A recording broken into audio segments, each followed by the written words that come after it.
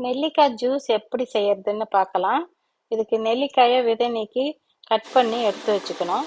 தினம் ஒரு நெல்லிக்காய் சாப்பிட்றது உடம்புக்கு நல்லது. ஆனால் அதையே இப்படி ஜூஸ் பண்ணி சாப்பிட்டா இன்னும் நல்லா இருக்கும். ஒரு துண்டு இஞ்சி தோல் சீவி நறுக்கி எடுத்து வச்சுக்கணும். 2 ஈர்க்கு கருவேப்பிலை, அதோட கூட அரை டேபிள் ஸ்பூன் சீரகம் வேணும். இந்த நெல்லிக்காயில் விட்டமின் சி சத்து இருக்குது, இஞ்சியில் ஜீரண சக்தி இருக்குது, இந்த கருவேப்பிலையில் இரும்பு சத்து இருக்குது. இந்த சீரகத்துல அதுக்கு பேரே சீரகம். அது அகத்தில் உள்ள உறுப்புகளெல்லாம் சீராக வச்சுக்கிறதுக்கு உதவுது. இது முழுக்க எல்லாமே மருத்துவ குணம் நிறைஞ்சது. இது கூட உப்பு சேர்த்து நல்லா அரைச்சின்னு வந்திருக்கலாம். இது ஒரு ஆரோக்கியமான பானம். இது உடம்புக்கு ரொம்ப நல்லது. இதை செஞ்சு சாப்பிட்டு பாருங்கள்.